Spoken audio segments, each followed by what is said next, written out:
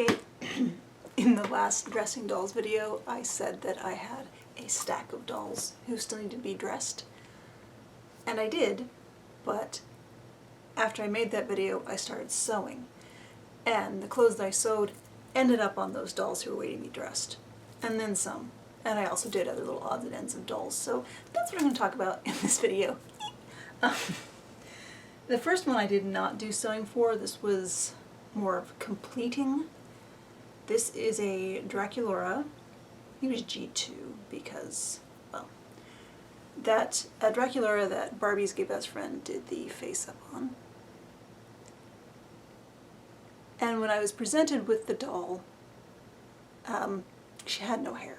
She had mohair, I believe it was, glued to the head, and that just, the look didn't really click with me. So I peeled that off, and she's been going through different wigs over the years. And this is the Snapstars Dawn wig that was in the box that I got from Hello Doll Stuff. Now I had a Snapstars Dawn wig before. It just had stayed on Snapstars Dawn, and I got Then I passed Snapstars, sorry, there's a hair in my mouth. Then I passed Snapstars Dawn on to someone else.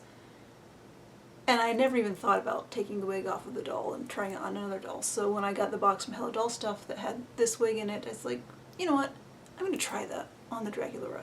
Now, the Snapstars wigs were pretty much knockoffs of Liv wigs, so they had the peg in them. And this head very much does not have a hole for the peg to go into. But because I knew the wig would be slightly too big, there's a gap here, I don't think you can see. Slightly too big for this head, I decided the best course of action would be to poke a hole in the head to put the prong into, and that holds the wig on very securely on this head. And I am really happy with how it looks on her. So she is finally complete. Unless I upgrade her body at some point, but for now, she's fine. I did not make this outfit she's wearing. This was actually something I made for an LOL OMG. And it was voluminous enough top to bottom to fit on a long skinny monster high torso. So anyway. And then the next doll. In the previous dressing dolls video, I had the doll whose body I'd painted, because I'd been mixing up paint to match another head, and then decided to put that head on another body that I was able to, loud birds, able to free up. Well, that is, sorry, she's in a little odd place because I kept knocking her over when I was exercising. Anyway, that is, I see her necklace has gotten tangled up from falling over too. Anyway, that's this doll. The head is a little dark for the body, but that's fine. This head is from a Pretty in Plaid Barbie from the late 90s. She originally had long straight hair, which in retrospect I should have left in place and curled, but I didn't think about it. I just cut the hair off after I thrifted her. And I made this a really low effort yarn wig for her. It does have tulle inside, so it does have a proper wig base. So it was made like the wigs on the LOL OMGs I painted. And it's kind of become her hair. I mean, it's really not good. It doesn't cover all of her hair rooting holes, but I really can't at this point see her in other hair. So that's her, and she's on this body that doesn't quite match, but I still like her on it. This is from the Barbie Style Dolls, so it's more or less the Fashionista's articulated body, but it has ankles. And this is a dress that I made. I've had this fabric for years. I got it back in the days of Flickr. I did a swap with other people in a fabric group. Loud truck. And I just think the little quail on it are so cute. And I've had this, just a little bit of this fabric left for years, and I decided to go ahead and use it all up in this dress. It's not a serious dress at all. one thing I like about sewing for Blythe is that there's no expectation for Blythe clothes to be serious. Whereas Barbie, there's at least a slight expectation by a lot of people for the doll's clothes to be realistic, but no, I'm going to do silly. So, there's that. I'm going to put her here. And then, if you've been following me on what little social media I do, you know that I found a scanned copy of Japanese doll magazine Dolly Dolly volume 24 on the Internet Archive, and that has directions and patterns for how to make kimono for dolls. It's all in Japanese, but I've always heard that Japanese sewing books are so easy to understand, so clearly laid out, so well presented that you can figure out what to do even if you don't speak a bit of Japanese. So that's actually what I was able to do. So I have been making kimono for like a month or two. I make no claims to being accurate, but I am following the instructions in the Japanese book, so that's another thing that I sewed recently. This is the Teen Talk Barbie head that was in the box from Hello Doll Stuff and is actually on a body that was also in the box from Hello Doll Stuff. And this is, I know it's a little low contrast for kimono versus obi, but the fabric that I used for the obi is also a bit of fabric that I bought years ago, and I used most of it, and I just had this little bit of it left that was enough to squeeze the obi out of. So, like I said, I make no claims to accuracy, but I am following the instructions in a Japanese instructional presentation. So I feel better about this kimono than the ones that I used to try to make after following directions online for how to make a human-sized kimono. This taught me all the things that I was missing from those directions. So, I think it's fun.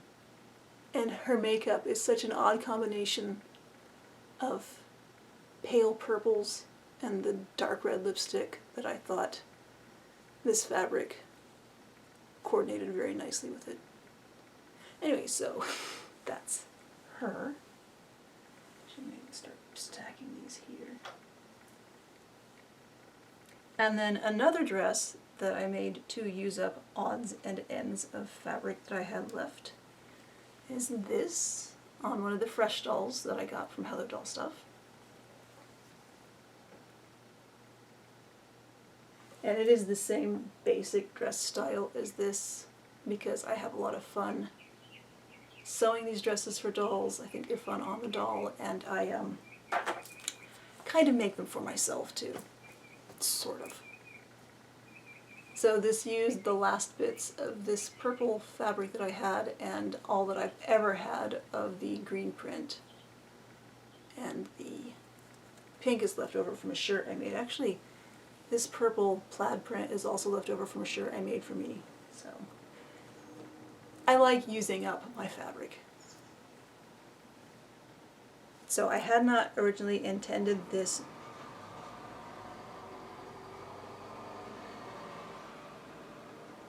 truck. Had not originally intended this dress for the Fresh Doll's body, so it's a touch snug, and that made it a little bit shorter than it would have been on a Barbie, I think.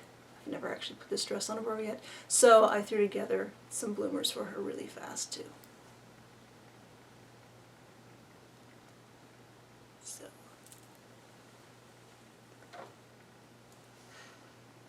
And then, again, at this point I just was using up the last little bits of fabric that I had. Trying not to have a doll avalanche.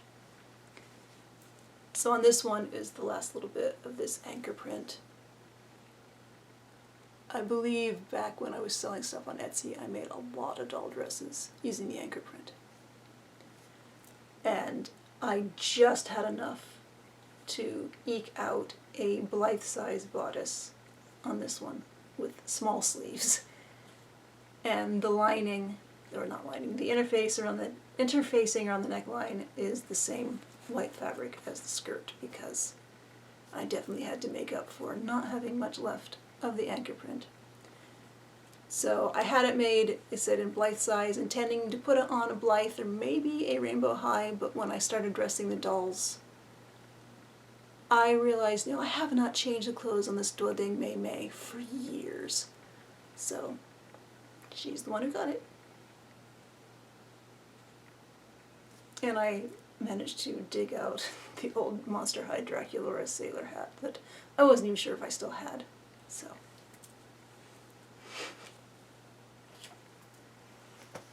And then another fabric that I wanted to use up, and I did not manage to use it up completely, but I did use a lot of it, is this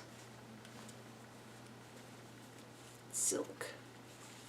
It's actually an interior decorating silk, so it has huge stripes on it that aren't necessarily even obvious. I mean, where the, like the steel gray and the taupe, or maybe that's khaki. If that's khaki, then this is taupe. I mean, it's really subtle.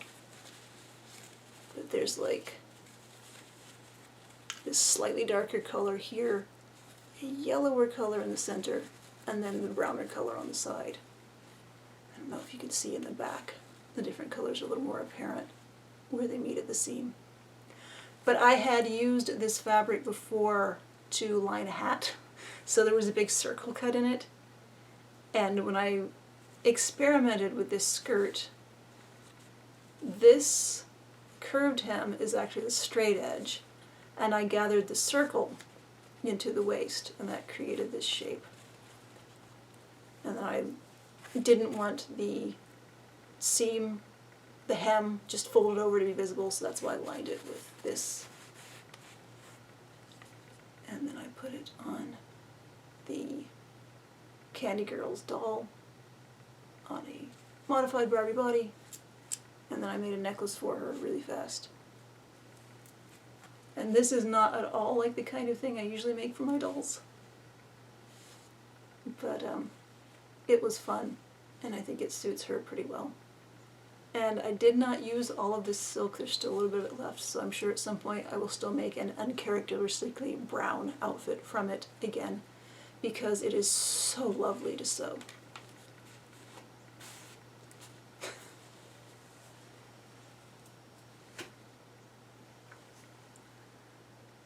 And then for the pretty girl, I used up the very last of this eyelet. And then got this skirt that I made years ago out of fabric that I believe Susan, if you remember my old YouTube days, Susan sent me several generous boxes all the way from Canada, including a lot of cloth, and I believe this was Susan cloth. And it is absolutely fantastic cloth. It has moons and stars and tiny little ringed planets on it.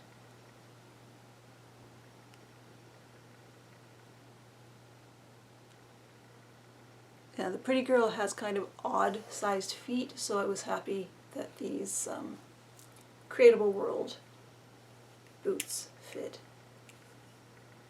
I feel like I don't have a lot to say about this because it was really straightforward. I have shared, I think, a larger version of this shirt, basic shirt idea. I don't think I've shared this size. I think this size, the only pattern I have is one that I drew by hand really fast. So maybe I'll get around to sharing that eventually too. I don't know, can you hear me? I feel like my voice has gotten lower and lower and lower. And then, like I said, so this is 100% influenced by Japanese Doll Magazine. I even used the pattern from the Japanese Doll Magazine. And then there are some other things that I've been inspired to make, inspired by projects in the Japanese doll sewing magazines, but not using their patterns because I'm making them for different size dolls. And there was a project, it was shown on Nikki no Deko, who are fairly small dolls, where they had these jeans with like patches all over them that were cut out of just calico prints and then sewn onto the jeans, you know, kind of punk look. And I have done that before. I have cut calico prints out and sewn them onto jeans. And I thought I would do that with this project, but I just wasn't feeling it. And at that point I decided that I wanted to make it for the Sunshine Family mom head that I had painted in the style of late 60s, early 70s Barbie sister Tootie, which is a doll that I did completely in jest, just completely to be funny, and I really liked her. So I decided that I should do her proper with these jeans, so I dug out my stash of tiny embroidered patches, and if you know me and my aesthetic as far as patches and like jewelry and things go, I like to add more and more and more and more. So I feel like there could have been more ideally, but these are the ones I had that fit and coordinated. So I made these jeans for the Ever After High body. This was my second pair, my second attempt. The first attempt I used my Monster High jeans pattern and just made them a little wider. Well, apparently I'd never made pants for Ever After High before because those did not work at all. They ended up way too small, so I went ahead and cut them off and made them short. So there's probably some small doll somewhere who can wear these. Find out eventually. I actually can get, at this point, a pair of 5-pocket Barbie or doll-sized jeans put together pretty fast. What took me more time in this one was hand stitching the appliques on. So yeah, this one didn't work, making it Monster High size but larger. So I got into my stash of doll clothes and I found some of the jeans I made from Momoko years ago, and I tried those on and they fit from the hip down perfectly. The waist was too big, but I was like, fine, I can change that on the fly, so I'm going to use my Momoko doll jeans pattern. So I got into my doll pattern stash and found the envelope labeled Momoko jeans, but it was actually my old Barbie jeans pattern, just with a note to make larger seam allowances from Momoko. So I am very amused that the jeans pattern I ended up making for Ever After High was Barbie size. And then I wanted to make a really simple shirt for her. Initially I was hoping I could make it out of lace. This peasant style shirt, which sometimes will stay off her shoulder.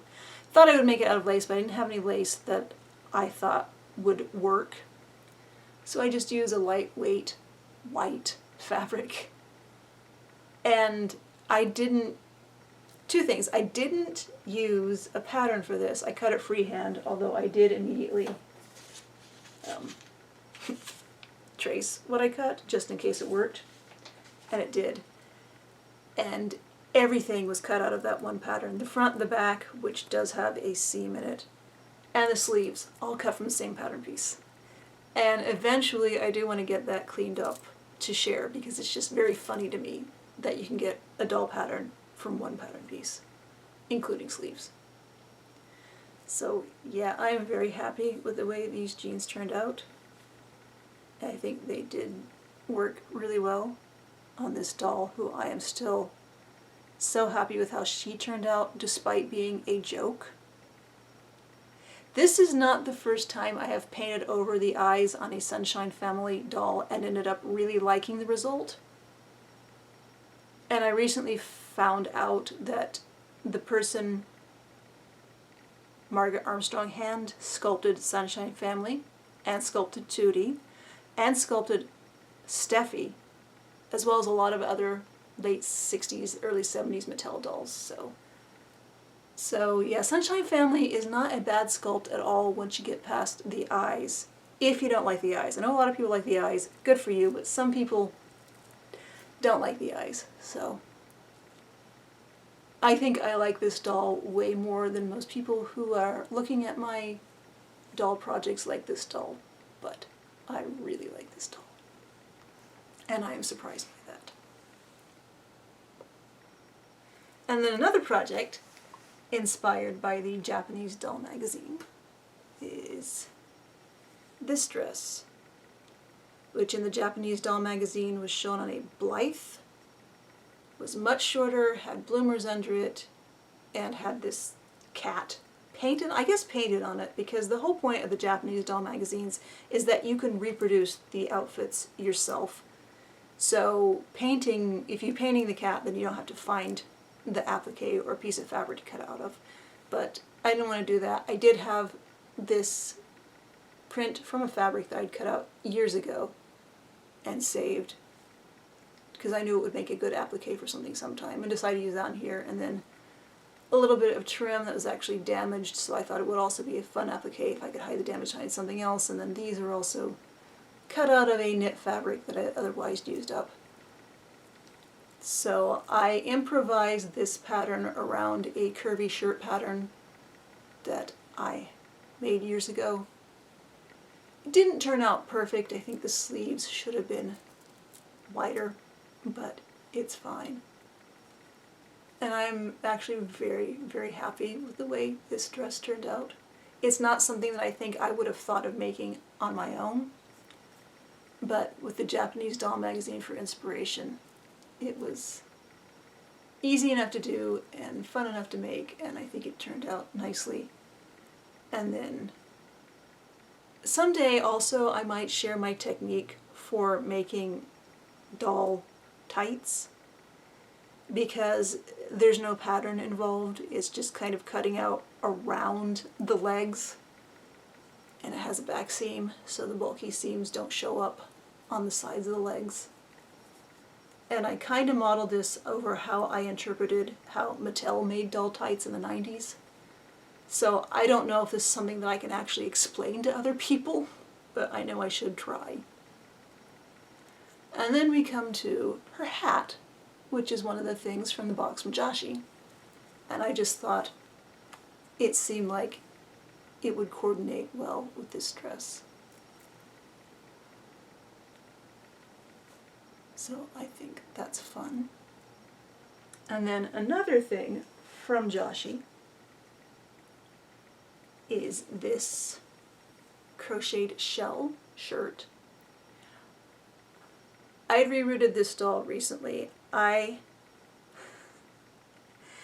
had some, I think, nylon drawstring that was on some drawstring bags that I bought for the fabric.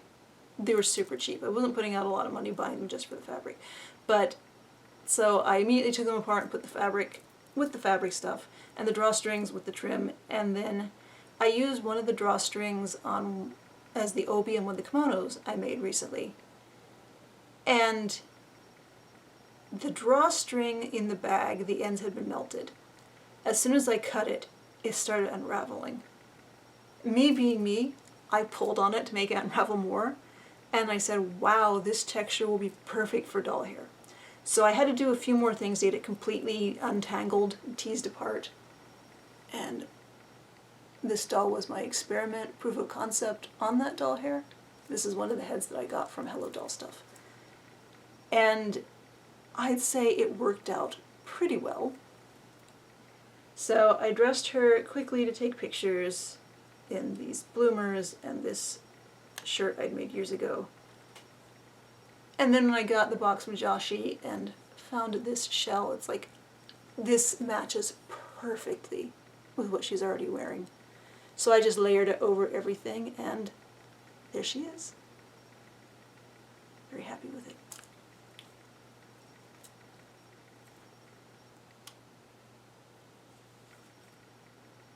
Of course, every time I move this doll, I see more hair that needs to be trimmed. So I'm not going to worry about that now. I just acknowledge that if the hair looks a little asymmetrical, you're not imagining things. Oh, this is one of the things that Joshi had sent that didn't have any buttons on the back, so I got into my stash, and these are actually antique shell buttons because I felt like it was worthy of them.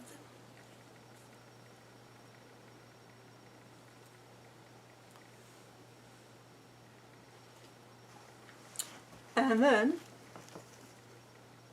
this I showed in the video opening the box from Joshi, how Joshi sent this crocheted hat that I realized immediately would match very, very well. Not perfectly, but very, very well with this mauve cardigan that James had sent years ago. And I might eventually make an entire dress to go under here because I do have mauve fabric. And I would have to make it coordinate with her mauve spiderweb. Yeah, I used to say mauve and then I took French class, so now I say mauve. I don't actually know which one is correct. Anyway, it's her mauve eyeshadow. So I might make something fancier and floofier for her eventually in more shades of mauve. Or I might leave her in this because this Old Monster High dress is really cute on LOL OMG bodies.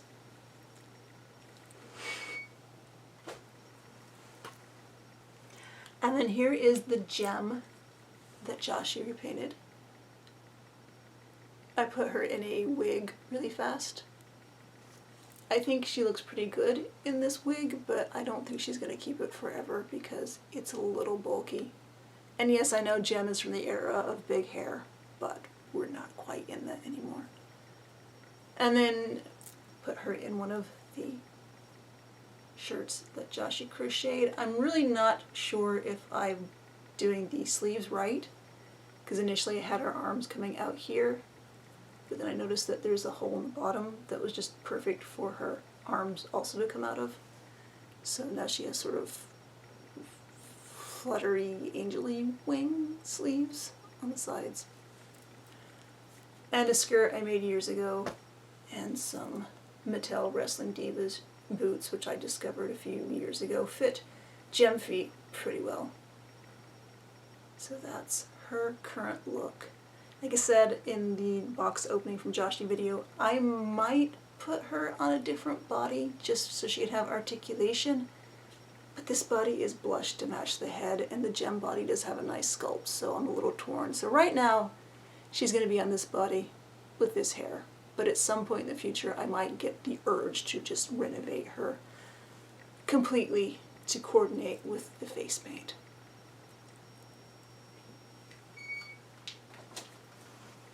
Almost done.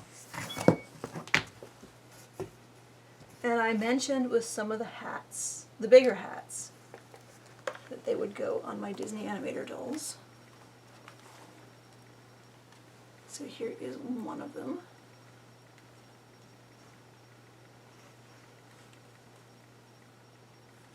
This, yeah, I still have the net on her hair because she has so many curls I don't want to get tangled and stuff in storage.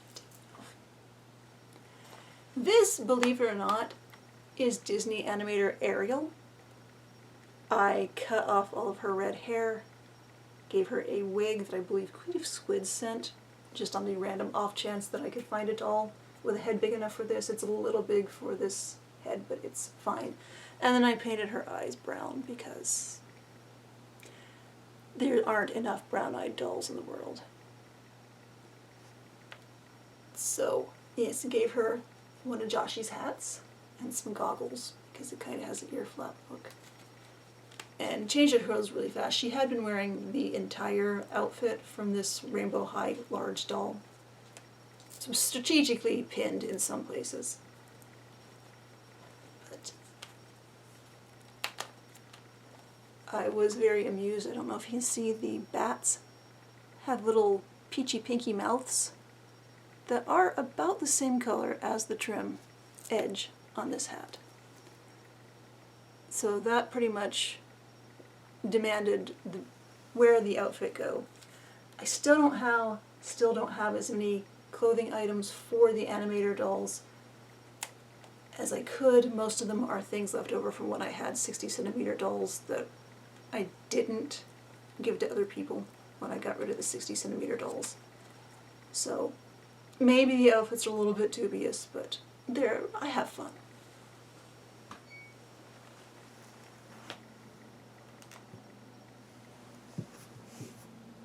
Then the Disney Animator Snow White, I actually didn't change her clothes. I just started layering Joshie stuff all over them.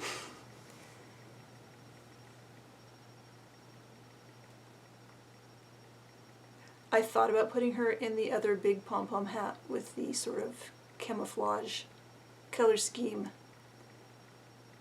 but I wanted to save that because I really like this hat too. So she was already wearing this skirt with orange and green in the print, so of course it made absolute sense to put the orange. Again, I don't know if this is frontwards or backwards, but as far as I'm concerned, it's a vest. So put the orange vest on her and then the green hat. These had been in her hair, but I just transferred them to the hat. And I know I mentioned this in another video, but I'm very amused at how similar Snow White is to my painted Ariel.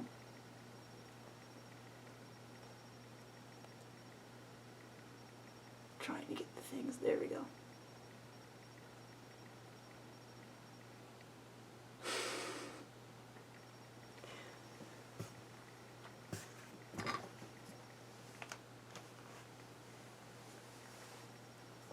And then I surprised myself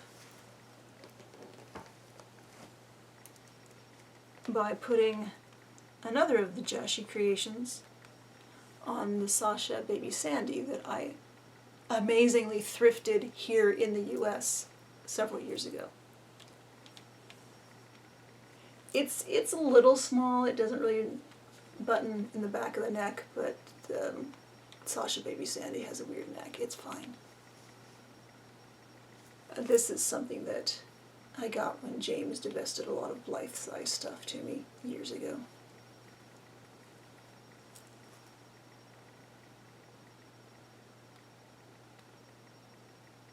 As little clothing as I have to fit the animator dolls, I have even less to fit Baby Sandy, so that's another reason it was nice that this little shirt fit. And then the last doll so far that I put Joshi's stuff on,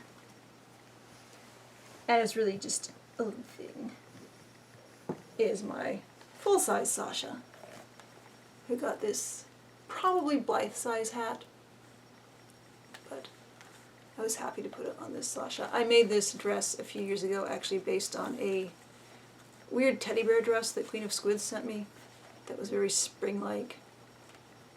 So I obviously made the fall version, and I figured this hat is close enough because it's got green. So I was happy to get the Sasha in the hat. And I know Sasha's not a doll we see very often in our doll circles. I first saw Sasha in a 1990s doll book. I thought, what a weird doll. And over the years I would see Sasha every once in a while and think, what a weird doll. But then, obviously, she grew on me eventually, and I found one for not a horrible price.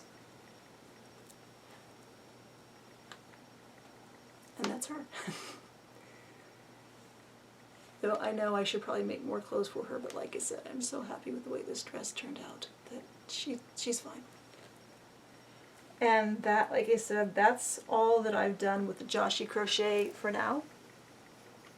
I have actually switched over into sewing things for me, and I have a project cut out for my kid, so I'm not sure when I'm going to be doing lots of doll stuff again, but I'll probably make a video about it when I do.